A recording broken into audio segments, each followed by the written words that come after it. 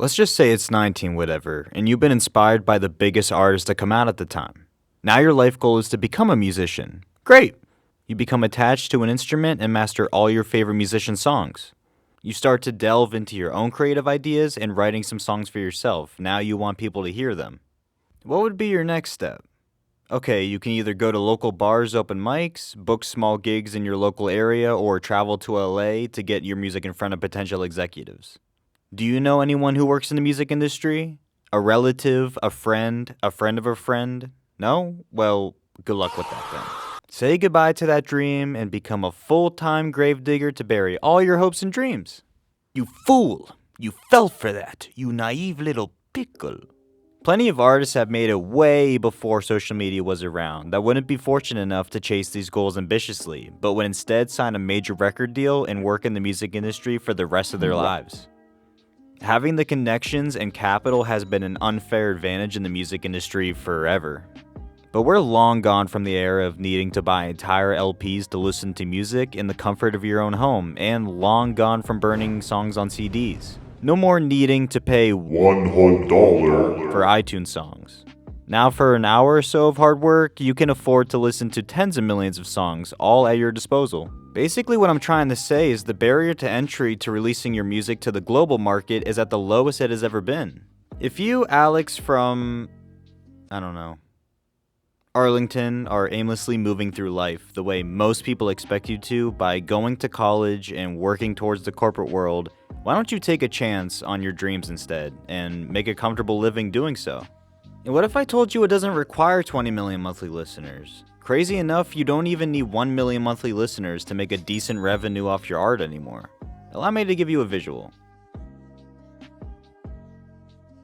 The typical model of an artist that gets signed by a label has a lot of sectors to navigate the process from the creation of the song all the way to the distribution.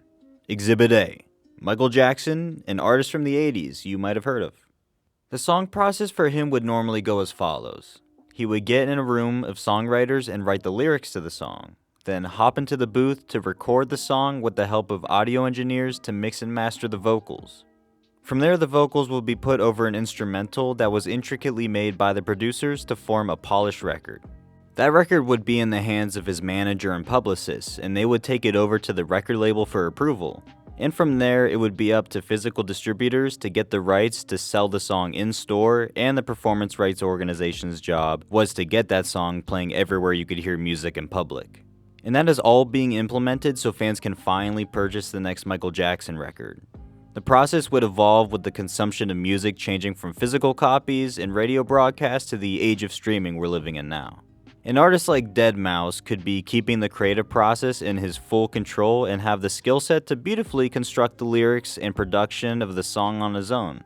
On the Veldt, released in 2012, he would have Chris James carry the vocals of the track since deadmau5 had never been known to be a vocalist himself. Once a track was approved for distribution, it would travel all the same channels but could reach the market instantly because of streaming presently being king. In present day though, it could look a little bit different. An artist and that's it. Boom! A song. But really though, an artist nowadays can be their own manager, distributor, promoter, of course doing all of this while they are the soul behind the music and performances. This can even be the case for some mainstream artists who have to create their own marketing outside of the music because their label requires them to. Nowadays, a label isn't always necessary. You don't have to be contractually obligated to do things you don't deem necessary or productive for your career. All the resources are available to you now. For distributing your music across all streaming platforms, DistroKid allows you to release as many songs as you want on all platforms for only a little more than $20 a month. And a lot of these distributors allow you to keep 100% of your royalties. And because of the downscaled team you may be operating with, I only say this because it is still a viable option for independent artists to hire those educated in the music industry, but I know only some are currently in a position where this is feasible. Regardless, this will still allow you to split the revenue across far fewer sectors than if you were to sign to a label with more pockets to fill. Earlier, I had mentioned the potential for a thriving music career without the need for an abundance of streams and radio hits. If you haven't dived that deep into the subject, then I wouldn't be surprised if you didn't believe me. But there are plenty of examples to analyze from. The lovely individuals over at Exociety granted me permission to use some clips from their podcast to provide some perspective to you guys about what they've been able to accomplish as independent artists. Looking at their metrics, Rav has about 300,000 monthly listeners on Spotify, and plenty of accolades to give him credibility as a successful independent artist. All the music stuff that I do are roughly $250,000 a year. Over the last few years, I've gotten over 100 million streams on Spotify alone, over 100,000 Spotify followers. I've charted on Billboard a number of times.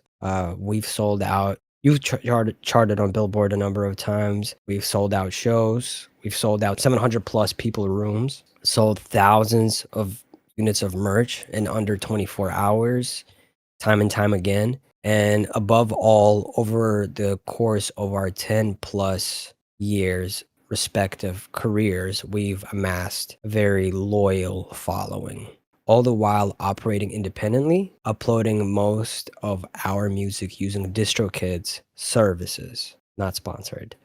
And DistroKid's services are publicly available to everyone. It's an important thing for me to point out because the bar of entry for having your music out has changed quite drastically. He has been able to build up his brand to a place where he's earning a very respectable income from making the music he wants to make. There's a possibility for you to have your own sustainable career in music if you can keep just a few thousand people dedicated to your art. We've touched on the potential being independent can offer.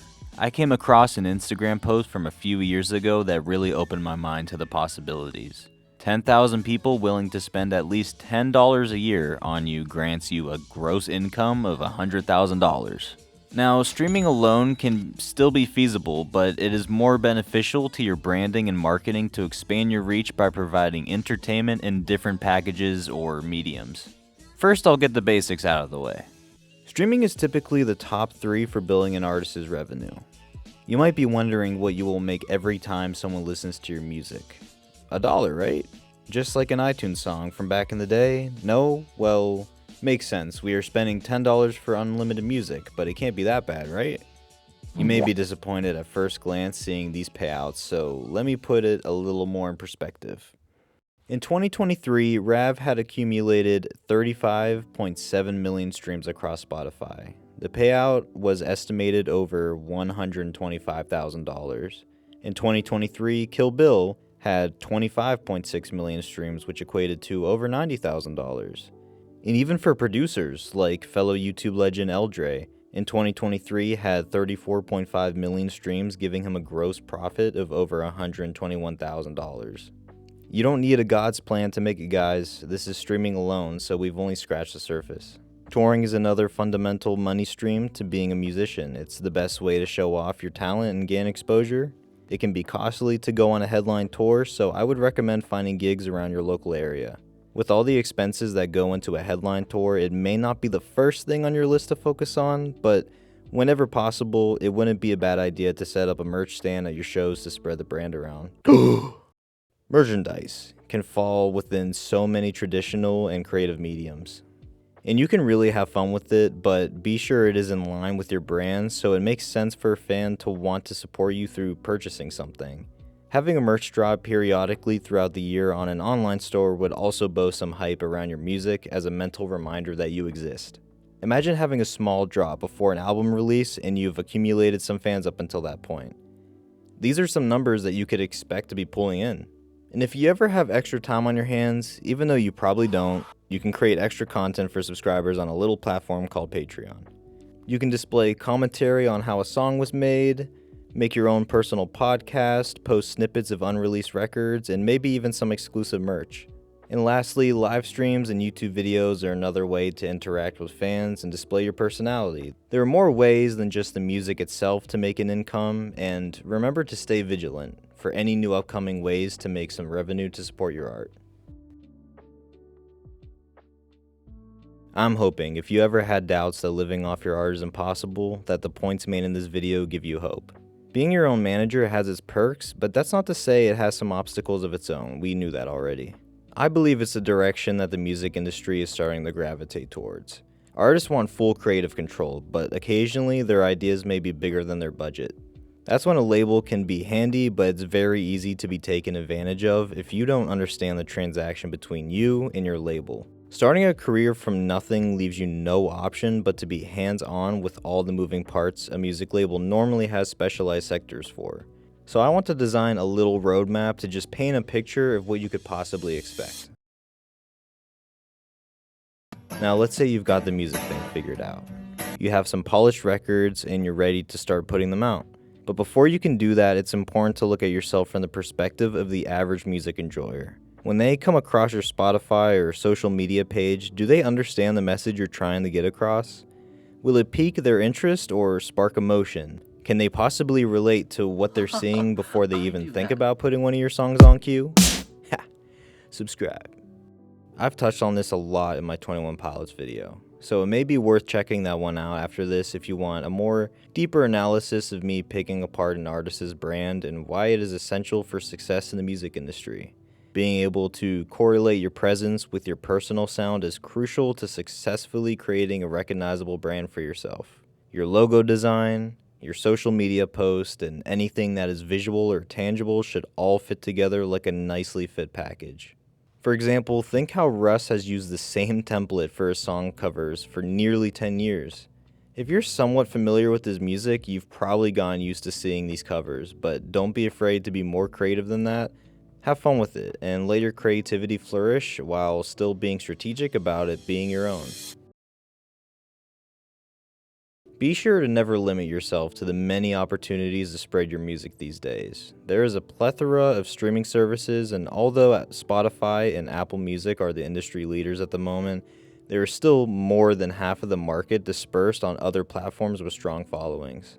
The same goes for social media. It's vital to leave traces on as many platforms as possible, but it's not a bad idea to consider the audience you'll most likely attract, so be sure to give most of your attention to the platform that will most benefit from potential exposure. And for releasing the music itself, consider the Russ model. Russ would release a song a week for years to build a dense catalog of music so listeners could get lost in his work. He has claimed his road to success all came from full ownership of his work. Of course, the music needs to be good, but the stream of revenue coming from your work needs to reach your pockets first. Now, I'm not saying a song a week is necessary or even recommended for an artist because it could result in burnout or a quantity over quality situation, but it is important to have a decent chunk of work for people to understand your vision before you can expect people to care about what you have to make.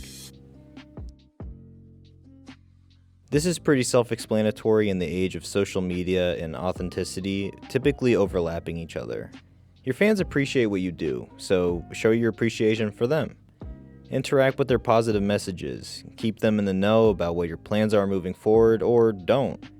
But allude to the possibilities while trying to build hype through anticipation and fan speculation.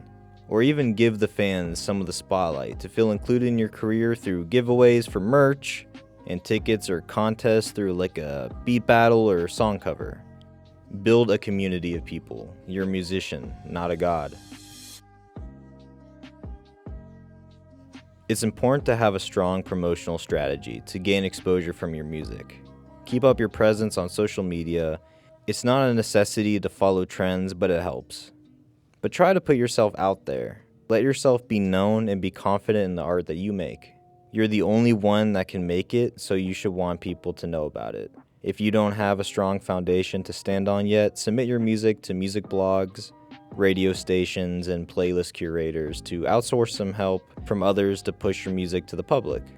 Radio stations could even be smaller scale, like college campuses that host their own. They're more likely to accept smaller artists that are local to the area.